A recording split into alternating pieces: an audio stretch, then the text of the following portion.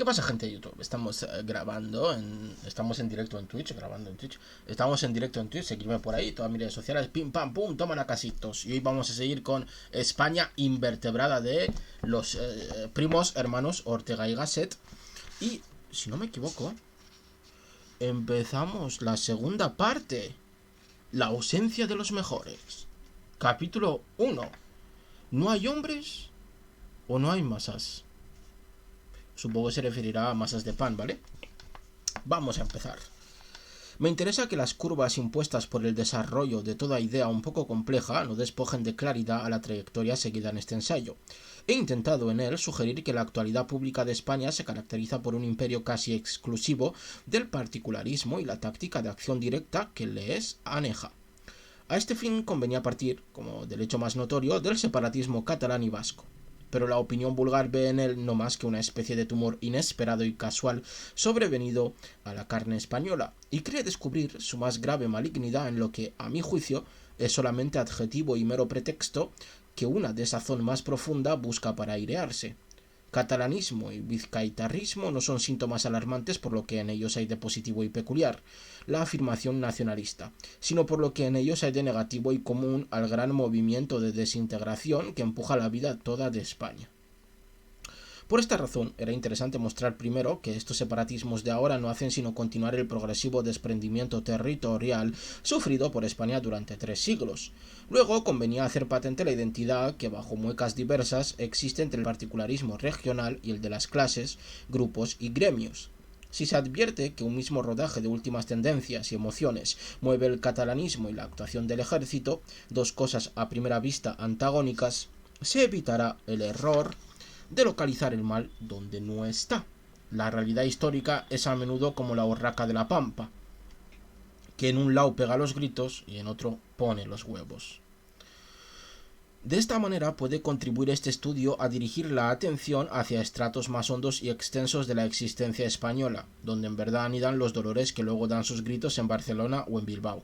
Se trata de una extremada atrofia en que han caído aquellas funciones espirituales cuya misión consiste precisamente en superar el aislamiento, la limitación del individuo, del grupo o de la región. Me refiero a la múltiple actividad que en los pueblos sanos suele emplear el alma individual en la creación o recepción de grandes proyectos, ideas y valores colectivos. Como ejemplo curioso de esta atrofia puede servir el tópico en apariencia inocente de que hoy no hay hombres en España. Yo creo que si un cuvier de la historia encontrase el hueso de esta sencilla frase, tan repetida hoy entre nosotros, podría reconstruir el esqueleto entero del espíritu público español durante los años corrientes. Esto también se dice hoy en día, ¿eh? Es que ya no, el wokismo, ya no hay hombres, madre mía, ha muerto el hombre, wow, ya no se puede ser fuerte. Pues para que veáis que esto viene de lejos. Esta gente tiene que renovar sus argumentarios. Cuando se dice que hoy no hay hombres, se sobredice que ayer sí lo había. Aquí la frase no pretende significar nada absoluto, sino meramente una evaluación comparativa entre el hoy y el ayer. Ayer es, por estos efectos, la época feliz de la restauración y la regencia, en que aún había hombres. Si fuésemos herederos de una edad tan favorable que durante ella hubiesen florecido en España un Bismarck, o un Cavour, un Víctor Hugo, o un Dostoyevsky, un Faraday, o un Pasteur, el reconocimiento de que hoy no había tales hombres sería la cosa más natural del mundo, pero restauración y regencia no solo transcurrieron exentas de tamañas figuras, sino que representan la hora de mayor declinación en los destinos étnicos de España. Nadie puede dudar de que el contenido vital de nuestro pueblo es hoy muy superior al de aquel tiempo. Hombre, porque viven Ortega y Gasset en este tiempo, no van a decir, no, nosotros no somos hombres. Madre mía, aquí les hemos pillado, ¿eh? Recordad que son 2 personas, ¿eh? En ciencia como en riqueza, ha crecido de entonces acá España en proporciones considerables. Sin embargo, ayer había hombres y hoy no. Esto debe escamarnos un poco. ¿Qué género de hombre gozaban aquellos que eran hombres y hoy falta a los pseudo-hombres vivientes? ¿Eran más inteligentes? ¿Más capaces en sus personas? ¿Había mejores médicos e ingenieros que ahora? ¿Conocía Echegaray la matemática mejor que Rey Pastor? ¿Era más enérgico y perspicaz Ruiz Zorrilla que Lerox? ¿Se encerraba más agudeza en Sagasta que en el conde de Romanones? ¿Había más ciencia en la obra de Menéndez Pelayo que en la de Menéndez Pidal? ¿Valían más los estremecimientos poéticos de Núñez de Arce que los de Rubén Darío? ¿Escribía mejor castellano Valera que Pérez de Ayala? Para todo el que juzgue con imparcialidad y alguna competencia, no es dudoso que en casi todas las disciplinas y ejercicios hay hoy españoles tan buenos, si no mejores, que los de ayer, aunque tan pocos, hoy como ayer. Sin embargo, tiene razón el tópico. Ayer había hombres, hoy no. La hombría, que sin darse cuenta de ello echa hoy la gente de menos, no consiste en las dotes que la persona tiene, sino precisamente en las que el público, la muchedumbre, la masa pone sobre ciertas personas elegidas. Esto también ocurre hoy en día, ¿vale? Es con la masculinidad, ¿no? Que se dice... Ser masculino es lo que la sociedad defina como masculino. Y si manera de ser masculino es llevar el pelo de rosa, pues eso será la masculinidad, ¿vale? Entonces, decir que ya no existen los hombres es mentira. Siempre van a existir y siempre van a existir el concepto de hombre y el concepto de mujer, y eso lo definirá la sociedad, ¿no? Al final lo que es cada cosa, ¿no? Antes estaba más restringido, ahora se está abriendo más, pero habrá un momento en que se volverá a restringir de alguna manera, porque no se puede estar todo el rato articulando y desarticulando, deconstruyendo y construyendo. En algún momento habrá que alicatar bien. Ahí habéis visto mi conocimiento en albañilería y construcción. Seguimos. En estos años han ido muriendo los últimos representantes de aquella edad de hombres. Los hemos conocido y tratado. ¿Quién podría en serio atribuirles calidades de inteligencia y eficacia que no fueran superlativamente modestas? No obstante, a nosotros mismos nos parecían hombres. La hombría estaba no en sus personas, sino en torno a ellas. Era una mística aureola, un nimbo patético que los circundaba proveniente de su representación colectiva. Las masas habían creído en ellos, los habían exaltado, y esta fe, este respeto multitudinarios aparecían condensados en el entorno de su mediocre personalidad. Vaya hostias. Vaya Biblia está metiendo Ortega y Gasset a la peña del pasado, a los viejitos, por decirlo así. Tal vez no haya cosa que califique más certeramente a un pueblo y a cada época de su historia como el estado de las relaciones entre la masa y la minoría directora. Importante frasecita. Es decir, masa y élite, ¿vale? Cómo se relaciona la masa y la élite, es muy importante eso. La acción pública, política, intelectual y educativa es, según su nombre indica, de tal carácter que el individuo por sí solo, cualquiera que sea el grado de su genialidad, no puede ejercerla eficazmente. La influencia pública, o si se prefiere llamarla así, la influencia social, emana de energías muy diferentes de las que actúan en la influencia privada que cada persona puede ejercer sobre la vecina. Un hombre no es nunca eficaz por sus cualidades individuales, sino por la energía social que la masa ha depositado en él. Sus talentos personales fueron sólo el motivo, ocasión o pretexto para que se condensase en él ese dinamismo social. Vemos, una creencia de que es lo colectivo lo que realmente mueve la acción social, y que el individuo por sí solo es bastante mediocre en ese aspecto. Y lo de mediocre lo digo yo, Vemos que para conseguir que algo se mueva públicamente, algo cambie públicamente, pues se necesita la influencia pública, la influencia de la masa,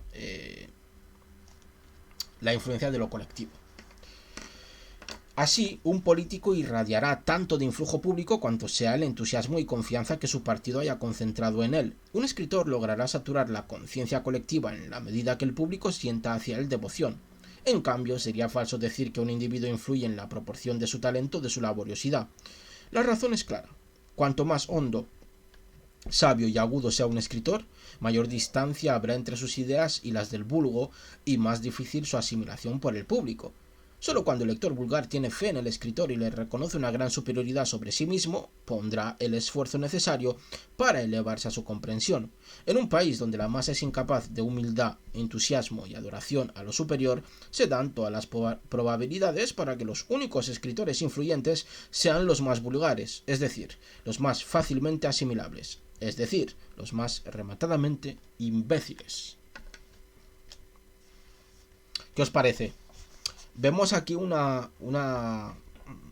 esto tiene... ¿Cómo decirlo? Bueno, una gran influencia europea, desde Le Bon y algunos otros autores que odian o que piensan que el individuo dentro de la masa es más estúpido que el individuo por sí solo.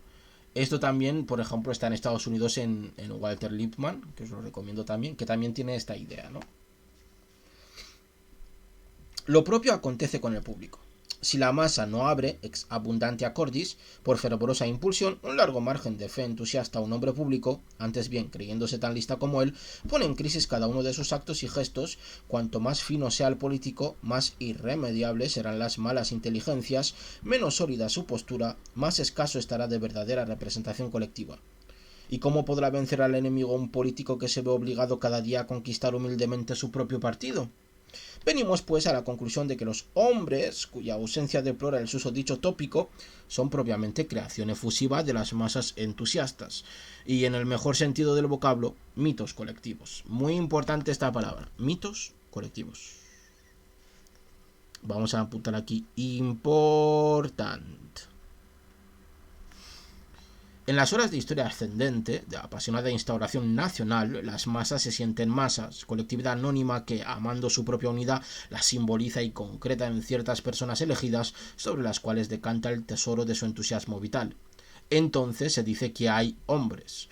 En las horas decadentes, cuando una nación se desmorona víctima del particularismo, las masas no quieren ser masas. Cada miembro de ella se cree con personalidad directora y, revolviéndose contra todo el que sobresale, descarga sobre él su odio, su necedad y su envidia. Entonces, para justificar su inepcia y acallar un íntimo remordimiento, la masa dice que no hay hombres. Esto es interesante porque nos recuerda lo que hablábamos en capítulos anteriores, que por cierto los tenéis ya subidos en YouTube, donde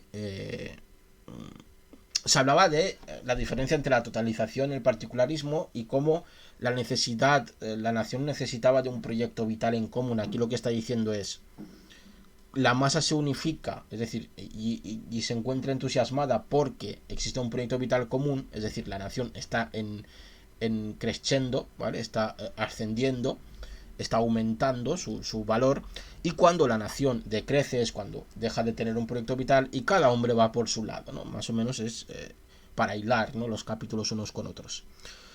Es completamente erróneo suponer que el entusiasmo de las masas depende del valer de los hombres directores. La verdad es estrictamente lo contrario. El valor social de los hombres directores depende de la capacidad de entusiasmo que posea la masa.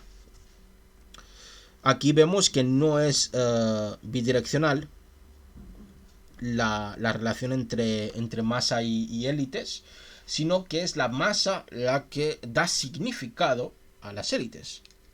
En ciertas épocas parece congelarse el alma popular. Se vuelve sórdida, envidiosa, petulante, y se atrofia en ella el poder de crear mitos sociales. Otra vez, importante, mitos sociales, ¿vale? Important. Mitos colectivos, mitos sociales.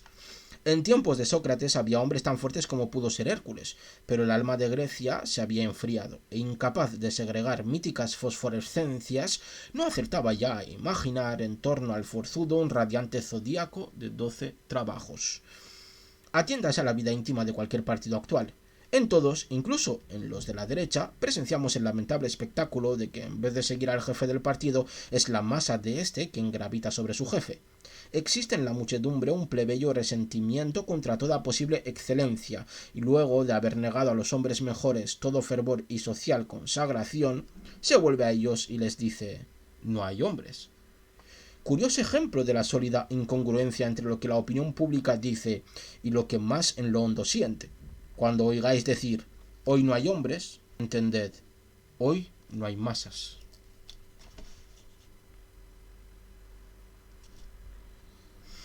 Vemos una especie, sí, de aliento democratizador, pero no como la entendemos hoy en la democracia del voto, sino en Ortega y Gasset vemos la creencia de que es necesaria la masa para legitimar de alguna forma las acciones que pueda llevar la élite, ¿no?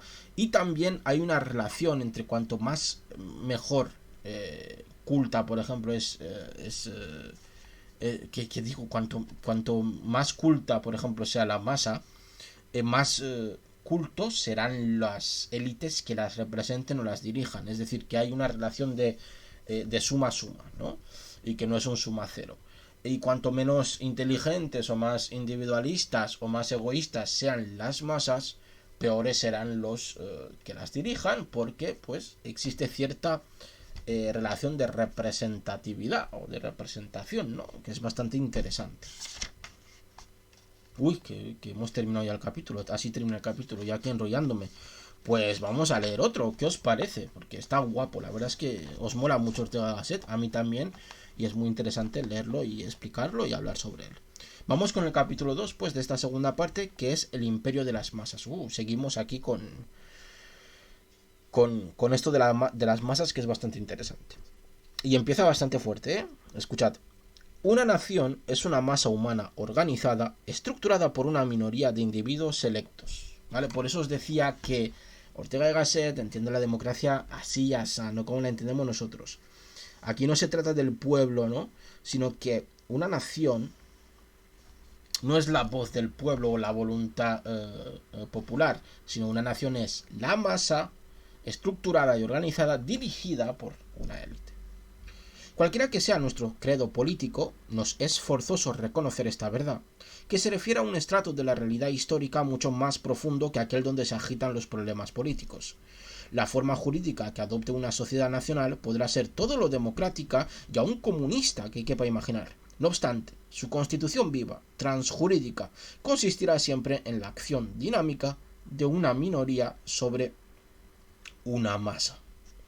Esto es interesante porque recoge las críticas anarquistas, por ejemplo, que se le hacían al comunismo, donde se decía que la pretensión de utilizar el Estado burgués para llegar al ideal comunista conlleva que una élite, sustituir una élite burguesa por otra élite comunista que también hiciese los mismos errores que la élite burguesa, ¿no? Porque alguien tiene que dirigir, ¿no? Entonces se crearían élites y volvería a tener una sociedad de clase, lo que pasa que sería una sociedad de clase comunista frente a lo que había antes, que era una sociedad de clase burguesa o preindustrialización. Se trata de una ineludible ley natural que representa en la biología de las sociedades un papel semejante al de la ley de las densidades en física. Cuando en un líquido se arrojan cuerpos sólidos de diferente densidad, acabarán estos siempre por quedar situados a la altura que a su densidad corresponden. Del mismo modo, en toda agrupación humana se produce espontáneamente una articulación de sus miembros según la diferente densidad vital que poseen. Esto se advierte ya en la forma más simple de sociedad, en la conversación. Cuando 6 hombres se reúnen para conversar, la masa indiferenciada de interlocutores, que al principio son, queda poco después articulada en 2 partes, una de las cuales dirigen la conversación a la otra, influye en ella, regala más que recibe.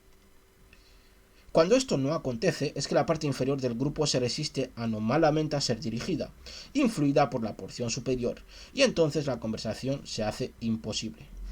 He manchado esto de tinta. Así, cuando en una nación la masa se niega a ser masa, esto es, a seguir a la minoría directora, la nación se deshace, la sociedad se desmembra y sobreviene el caos social, la invertebración histórica. Esto es interesante, porque él está diciendo, como nos ha explicado antes, que una nación es la más organizada y estructurada, dirigida por una minoría. Cuando esa relación se rompe o no funciona una de las partes, pues la nación deja de existir como tal. Un caso extremo de esta invertebración histórica estamos ahora viviendo en España. Todas las páginas de este rápido ensayo tienden a corregir la miopía que usualmente se padece en la percepción de los fenómenos sociales.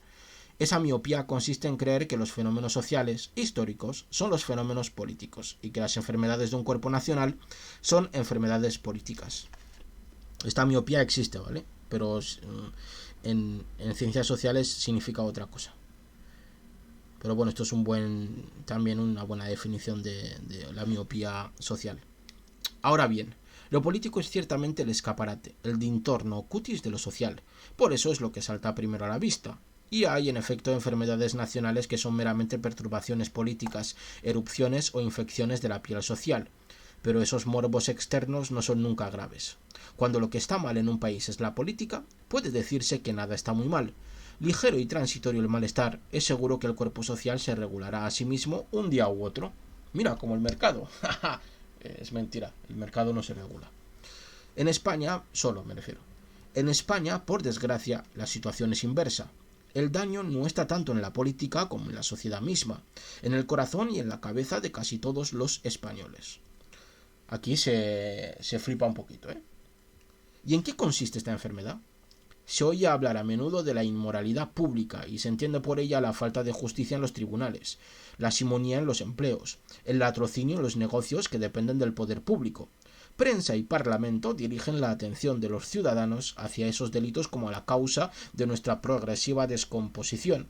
Yo no dudo que padezcamos una abundante dosis de inmoralidad pública, pero al mismo tiempo creo que un pueblo sin otra enfermedad más honda que esa podría pervivir y aún engrosar. Nadie que haya deslizado la vista por la historia universal puede desconocer esto. Si se quiere un ejemplo escandaloso y nada remoto, ahí está la historia de los Estados Unidos durante los últimos 50 años. A lo largo de ellos ha corrido por la vida norteamericana un Mississippi de inmoralidad pública. Sin embargo, la nación ha crecido gigantescamente y las estrellas de la Unión son hoy una de las mayores constelaciones del firmamento internacional. Podrá irritar nuestra conciencia ética el hecho escandaloso de que esas formas de inmoralidad no aniquilen a un pueblo, antes bien, coincidan con su encubrimiento. Pero mientras nos irritamos, la realidad sigue produciéndose según ella es y no según nosotros pensamos que debía ser. Y esto es un fundamento filosófico que lo separa de otras miradas filosóficas. Es decir, la realidad no depende de lo sensible, sino que ya existe, ¿vale? La enfermedad española es por mala ventura más grave que la susodicha inmoralidad pública. Peor que tener una enfermedad es ser una enfermedad. Que una sociedad sea inmoral, tenga o contenga inmoralidad, es grave, pero que una sociedad no sea una sociedad es mucho más grave. Pues bien, este es nuestro caso. La sociedad española se está disociando desde hace largo tiempo porque tiene infeccionada la raíz misma de la actividad socializadora. Muy importante esto de actividad socializadora. El hecho primario social no es la mera reunión de unos cuantos hombres, sino la articulación que en ese ayuntamiento se produce inmediatamente. Es decir, no se trata de reunir a la gente en una plaza, sino de, como ha dicho anteriormente, estructurarlos y organizarlos. El hecho primario social es la organización en dirigidos y directores de un montón humano. ¿Ves lo que yo decía? Si es que soy demasiado listo, ¿eh? Tenéis ya que pagar la masterclass, madre mía. Esto supone en unos cierta capacidad para dirigir, en otros cierta facilidad íntima para dejarse dirigir. Y aquí hay una nota a pie de página. Como luego verá el lector, no se trata exclusivamente, ni siquiera principalmente, de directores y dirigidos en el sentido político, esto es, de gobernantes y gobernados. Lo político, repito, es sólo una faceta de lo social. En suma, donde no hay una minoría que actúa sobre una masa colectiva y una masa que sabe aceptar el influjo de una minoría, no hay sociedad, o se está muy cerca de que no la haya. Esto pues al final resume todo lo que hemos visto anteriormente.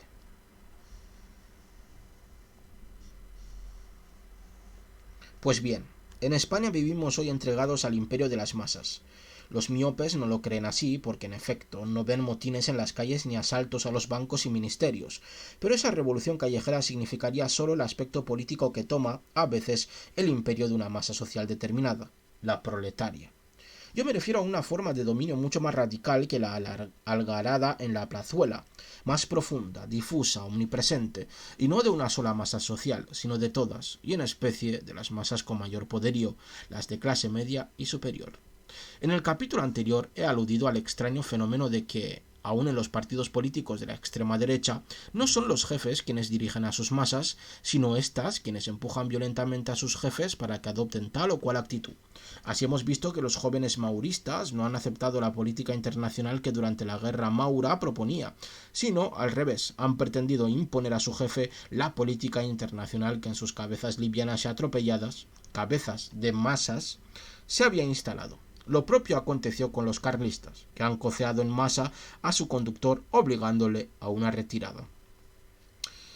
Las juntas de defensa no son a la postre sino otro ejemplo de esta subversión moral de las masas contra la minoría selecta. En los cuartos de bandera se ha creído de buena fe, y esta buena fe es lo morboso del hecho, que ahí se entendía de política más que en los lugares donde por obligación o por devoción se viene desde hace muchos años meditando sobre los asuntos públicos. Este fenómeno mortal de insubordinación espiritual de las masas contra toda minoría eminente se manifiesta con tanta mayor exquisitez cuanto más nos alejamos de la zona política. Así el público de los espectáculos y conciertos se cree superior a todo dramaturgo, compositor o crítico y se complace en cocear a unos y otros. Por muy escasa discreción y sabiduría que goce un crítico, siempre ocurrirá que posee más de ambas cualidades que la mayoría del público. Sería lo natural que ese público sintiese la evidente superioridad del crítico y, reservándose toda la independencia definitiva que parece justa, hubiese en él la tendencia de dejarse influir por las estimaciones del entendido. Pero nuestro público parte de un estado de espíritu inverso a este. La sospecha de que alguien pretenda entender de algo un poco más que él le pone fuera de sí. En la misma sociedad aristocrática acontece lo propio. No son las damas mejor dotadas de espiritualidad y elegancia quienes imponen sus gustos y maneras, sino al revés, las damas más aburguesadas, toscas e inelegantes, quienes aplastan con su necedad a aquellas criaturas excepcionales. Vamos, que aquí lo que nos está explicando es que no existe una cosa muy interesante, la autoridad. Tanto moral, intelectual, ética, política, etc, ¿vale? No existe la autoridad o se está destruyendo la autoridad, ¿no? Donde quiera asistimos al deprimente espectáculo de que los peores, que son los más, se revuelven frenéticamente contra los mejores. ¿Cómo va a haber organización en la política española si no la hay ni siquiera en las conversaciones? España se arrastra invertebrada, no ya en su política, sino, lo que es más hondo y sustantivo que la política, en la convivencia social misma. De esta manera no podrá funcionar mecanismo alguno de los que integran la máquina pública. Hoy se parará una institución, mañana otra, hasta que sobrevenga el definitivo colapso histórico.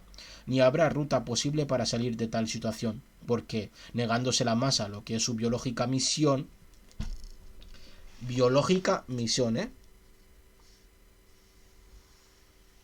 esto es, a seguir a los mejores, no aceptará ni escuchará las opiniones de estos y solo triunfarán en el ambiente colectivo las opiniones de la masa, siempre inconexas, desacertadas y pueriles. Y aquí termina este maravilloso capítulo. Vemos que Ortega y Gasset cree muy ferventemente en la sociedad de clases, en una sociedad estamental, etcétera, etcétera, incluso de manera biológica, es decir, que se nace dirigente y se nace dirigido, que es básicamente lo que nos está proponiendo aquí. Creo que ha sido muy interesante y el próximo día seguiremos con el capítulo 3, que se titula Épocas Quitra y Épocas Cali. Sí. A ver qué nos cuenta esto de Quitra y Cali. Bueno, ¿qué cojones? Lo voy a leer ahora, que he visto que es cortito. A tope con la cope. Venga, seguimos. Capítulo 3. Épocas Quitra y Épocas Cali. No sé lo que es esto. Cuando la masa nacional degenera hasta el punto de caer en un estado de espíritu como el descrito, son inútiles razonamientos y predicación. Su enfermedad consiste precisamente en que no quiere dejarse influir, en que no está dispuesta a la humilde actitud de escuchar. Cuanto más se la quiera adoctrinar, más herméticamente cerrará sus oídos y con mayor violencia pisoteará a los predicadores. Para sanar será preciso que sufra en su propia carne las consecuencias de su desviación moral. Así ha acontecido siempre. Vamos, que a base de hostias se le ponga en vereda a la masa. Las épocas de decadencia son las épocas en que la minoría directora de un pueblo, la aristocracia, ha perdido sus cualidades de excelencia, aquellas precisamente que ocasionaron su elevación.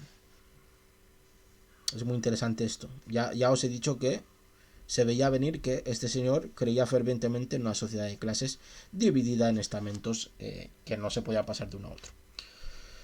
Contra esa aristocracia ineficaz y corrompida se revela la masa justamente. Pero, confundiendo las cosas, generaliza las objeciones que aquella determinada aristocracia inspira y, en vez de sustituirla con otra más virtuosa, tiende a eliminar todo intento aristocrático. Se llega a creer que es posible la existencia social sin minoría excelente. Más aún, se construyen teorías políticas e históricas que presentan como ideal una sociedad exenta de aristocracia. Esto se refiere a los comunismos, socialismos, anarquismos varios. Como esto es positivamente imposible, la nación prosigue aceleradamente su trayectoria de decadencia. Cada día están las cosas peor. Las masas de los distintos grupos sociales, un día la burguesía, otro la milicia, otro el proletariado, ensayan vanas panaceas de buen gobierno que en su simplicidad mental imaginaban poseer. Al fin, el fracaso de sí mismas, experimentado al actuar, alumbra en sus cabezas como un descubrimiento la sospecha de que las cosas son más complicadas de lo que ellas suponían, y consecuentemente, que no son ellas las llamadas a regirlas. Paralelamente a este fracaso político, padecen en su vida privada los resultados de la desorganización. La seguridad pública peligra, la economía privada se debilita, todo se vuelve angustioso y desesperante. No hay donde tornar la mirada que busca socorro. Cuando la sensibilidad colectiva llega a esta sazón, suele iniciarse una nueva época histórica. El dolor y el fracaso crean en las masas una nueva actitud de sincera humildad, que les hace volver la espalda a todas aquellas ilusiones y teorías antiaristocráticas. Cesa el rencor contra la minoría eminente. Se reconoce la necesidad de su intervención específica en la convivencia social. De esta suerte, aquel ciclo histórico se cierra y vuelve a abrirse otro. Comienza un periodo en que se va a formar una nueva aristocracia. Ha dicho 3 aristocracias: burgueses, milicos y proletarios. 3 grupos, perdón. Falta un grupo que es la aristocracia. ¿Qué es la aristocracia para Ortega y Gasset? La gente con coco, los intelectuales, ¿vale? Repito que todo este proceso se desarrolla no solo ni siquiera principalmente en el orden político.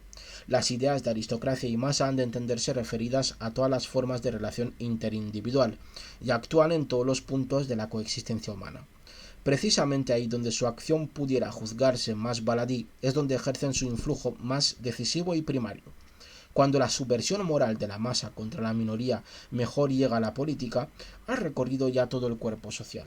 Hay en la historia una perenne sucesión alternada de 2 clases de épocas: épocas de formación de aristocracias y con ellas de la sociedad, y épocas de decadencia de esas aristocracias y con ellas disolución de la sociedad.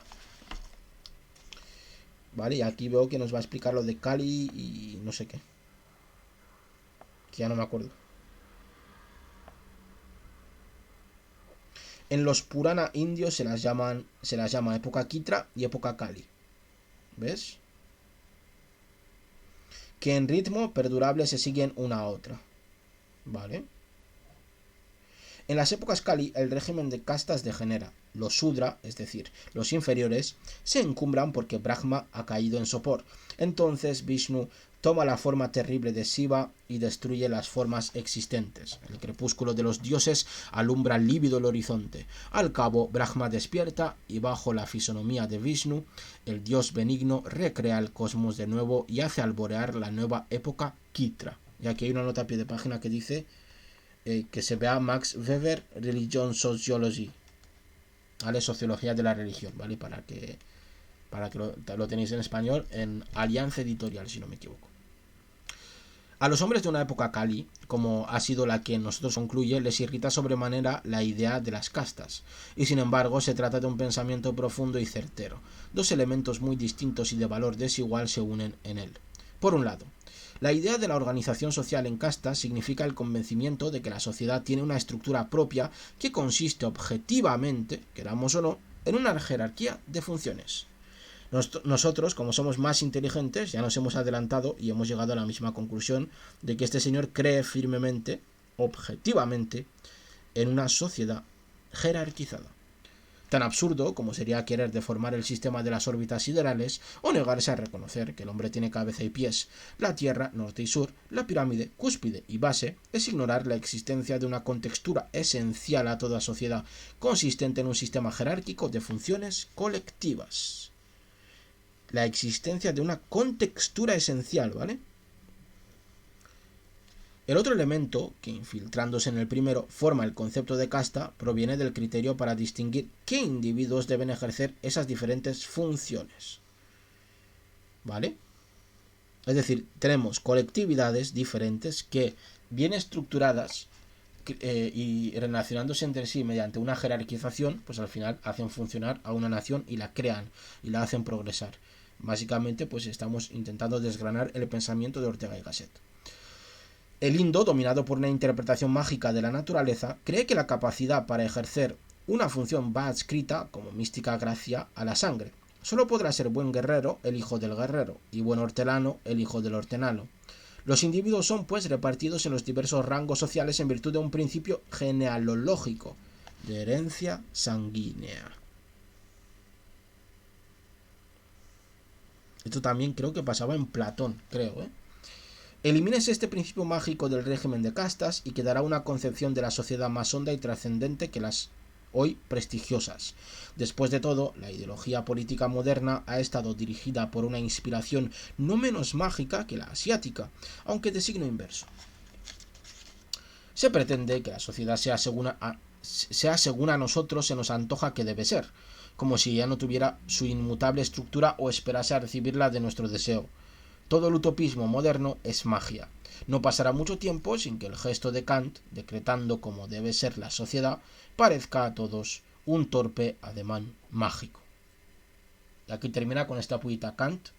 Vemos que Ortega y Gasset cree que la sociedad existe ya sin nosotros, ¿no? Que es como una estructura ya biológica, natural, genealógica, y que no depende tanto de nosotros, y que nosotros tampoco podemos influir en ella porque la sociedad tiene su propia historia, que se separa de la nuestra, que no está relacionada de manera, no sé cómo decirlo, de manera que influyan una en otra, sino que van a su rollo, ¿no? Esto es bastante interesante en el pensamiento de Ortega y Gasset.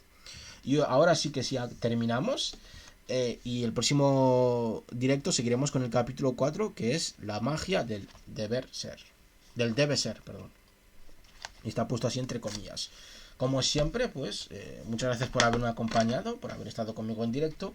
Os mando millones de besitos, millones de abracitos y nos vemos en siguientes directos. ¡Chaito!